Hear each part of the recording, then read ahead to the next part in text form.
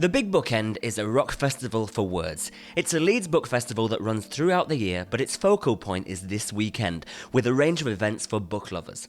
Author Chris Nickson will be among them, reading from his new release, Leeds the Biography, a history of Leeds in short stories. I probably started these stories 3.5 years ago, something like that. It was just originally something to put up on the website, a little extra something, and bits of Leeds history that I wanted to write about. I was curious, history, folktale, whatever, and slowly I amassed a collection of them and thought, I need to do something with this. And finally I had enough to approach Almley Press, which is a small local publisher, and say, what do you think about a book? And they said, okay.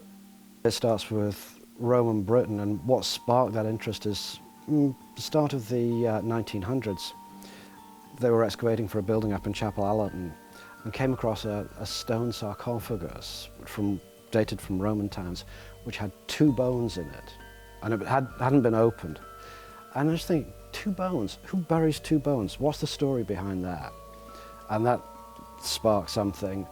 And from there, there's the battle which gave its name to Pender's Way up in Seacroft, up around Grimes Dyke there. The story, to a degree, behind the 5 stone crosses in Leeds Parish Church, Leeds Minster as it is. The founding of Briggate,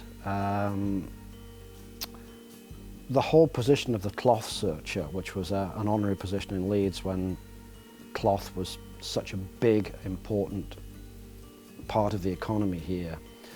The plague from 1645 during the Civil War, which took 1,300 lives here in a year, and we had plague cabins up on Quarry Hill to isolate the victims.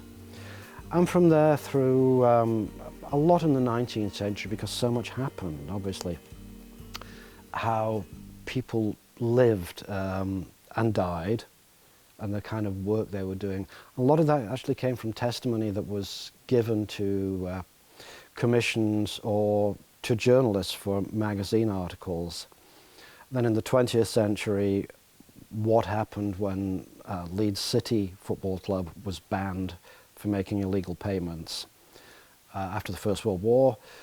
The Jenkinson's bug van, which heralded the start of the new estates in Gipton and other places in the 1930s, a whole new dawn for people, and getting rid of the really old, terrible housing.